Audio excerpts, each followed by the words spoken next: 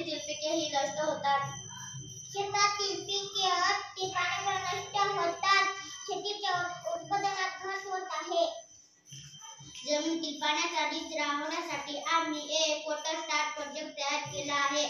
जमिनीतील पाणी निघून जाण्यासाठी शेतामध्ये आम्ही एक बांध तयार करून पाण्याची वाटचाल केली आहे. जमिनीतील पाण्याची योग्य निचरा करण्यासाठी सोय केल्यामुळे